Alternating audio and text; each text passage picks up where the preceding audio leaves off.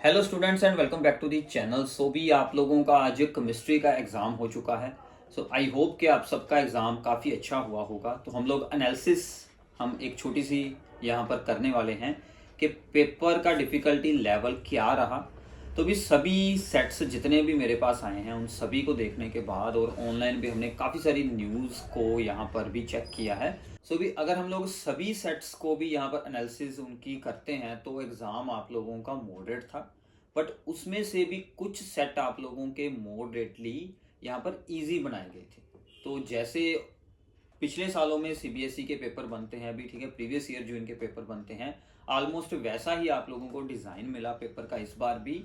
और कुछ सेट्स में 70 to 80% previous year problems he repeat हुई हैं और कुछ सेट्स में इससे भी ज़्यादा प्रॉब्लम्स रिपीट हुई हैं। मिनिमम 50 to 60% तो प्रीवियस ईयर प्रॉब्लम्स आपको देखने को मिली हैं अभी यहाँ पर दोबारा से। तो पिछले सालों में भी ऐसा ही होता है अभी सीबीएसई में केमिस्ट्री के पेपर में खास तौर पर हमें काफ़ी सारी प्रीवियस ईयर क्वेश्चंस ही देखने को मिल जाते हैं।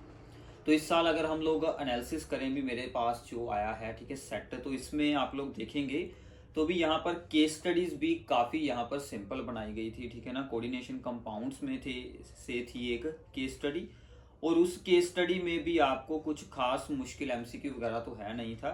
बिल्कुल आप लोगों को सिंपल सी चीज़ें वहाँ पर, ठीक है ना, इसमें से पूछी गई थी। तो 2-3 क्वेश्चन तो आप लोगों को डायरेक्ट ही, ठीक है, थ्योरी बेस ही यहाँ पर पूछ लिए गए थे। और जो सेकंड केस स्टडी थी भी वो आपकी बायोमोलिक्यूल से है और वो भी यहाँ पर सिंपल है। ऑलमोस्ट आपको सभी, ठीक है, थ्योरी क्वेश्चन ही यहाँ पर चैप्टर में से पूछे गए हैं। तो अगर हम इस पेपर की भी बात करें तो आप लोगों को काफ़ी सारे डायरेक्ट थ्योरी क्वेश्चंस मिलते हैं। जैसे अगर हम लोग लॉन्ग क्वेश्चंस को देखें तो डी एंड एफ ब्लॉक में से भी जो आपको ऑप्शन में दिया गया था क्वेश्चन वो सभी के सभी 5 नंबर में थ्योरी क्वेश्चन है। तो अगर आपको थ्योरी पार्ट अच्छे से आता था तो आराम से वो हो जाना था। फिर अगर हम लोग लास्ट में इलेक्ट्रोकेमिस्ट्री की बात करें भी यहाँ पर आप लोगों को सेल पोटेंशियल का न्यूमेरिकल भी, ठीक है, डायरेक्ट मिल गया और उसके साथ वाली 2 मार्क्स की प्रॉब्लम भी आप लोगों को, ठीक है, सिंपल ही दी गई थी। आप लोगों ने ईएमएफ ऑफ दी सेल देखना था जिसमें भी पॉजिटिव आएगा वो आप लोगों का वहाँ पर आंसर बन जाना था। और अगर आप लोग ऑप्शन में भी, ठीक है, जाते तो आप लोगों को कोहल रोश लॉ मिला था, वो भी सिंपल है।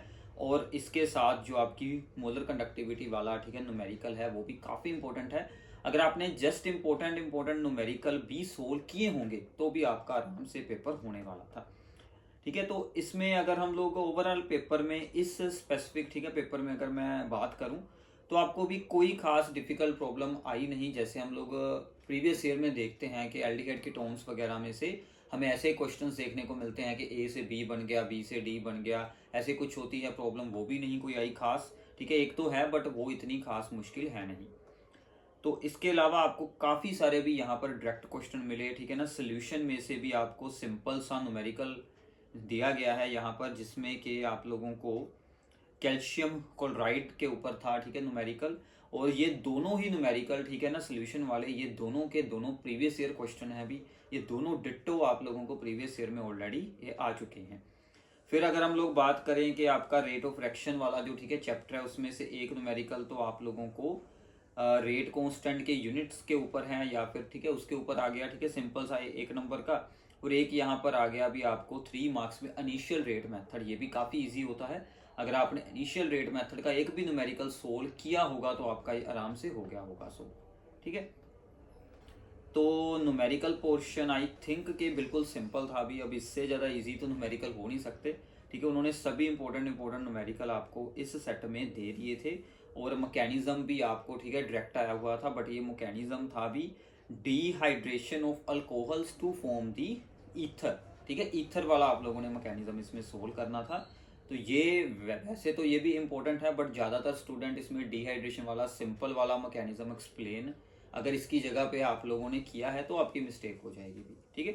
पहला स्टेप उसका भी सेम होता है। बाकी चलो रिएक्शंस भी आप लोगों को काफ़ी सारी नेमिंग रिएक्शन, ठीक है, डायरेक्ट आ गई, डिस्टिंक्शन के ऊपर, ठीक है, प्रॉब्लम्स दी गई हैं पेपर में।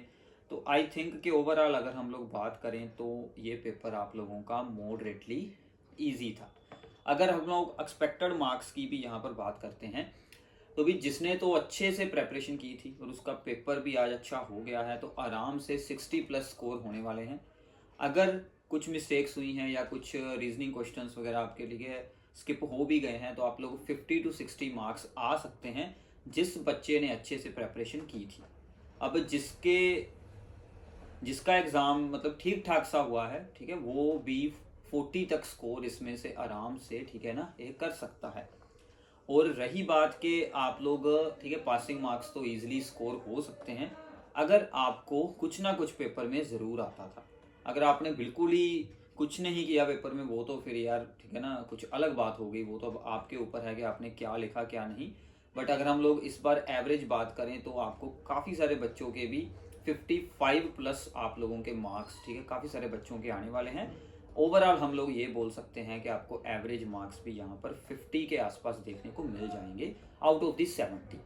बाकी आप लोगों के प्रैक्टिकल मार्क्स अगर हम इसमें, ठीक है ना, साथ में यूज़ कर लेते हैं तो आपको 70 plus marks out of the 100 आराम से देखने को मिल सकते हैं। केमिस्ट्री में हमेशा ही ऐसे ही मार्क्स, ठीक है, मिल जाते हैं। तो प्रीवियस ईयर के बेस्ड ही इस बार फिर से पेपर आपको मिल गया है। अगर हम लोग इस पेपर की बात करें तो भी अप्रोक्सीमेटली 80% आपको प्रीवियस ईयर प्रॉब्लम्स इसमें देखने को मिली हैं। बाकी कुछ और भी ऐसे, ठीक है ना, पेपर हैं जिनमें मतलब total 50 to 60% previous year question हैं। तो ऐसे आप लोगों को प्रीवियस ईयर पर बेस्ड ये पेपर आराम से मिल जाता है। अभी आप लोगों ने नीचे बताना है कि आपका पेपर भी ऐसा ही बना था, ठीक है, सिंपल सा, या आपका पेपर इससे, ठीक है, डिफिकल्ट था, क्योंकि काफ़ी सारे डिफरेंट पेपर्स बनाती है सीबीएसई। तो आप लोगों ने नीचे कमेंट्स में बताना है कि आपने कितने मार्क्स का पेपर अटेम्प्ट किया है और आपको क्या उम्मीद है कि आपके, ठीक है ना, कितने मार्क्स आ सकते हैं। क्या आपका पेपर भी ऐसा ही, ठीक है, सिंपल बना था? ये आप लोगों ने नीचे कमेंट्स में ज़रूर बताना है। And thanks for watching this video.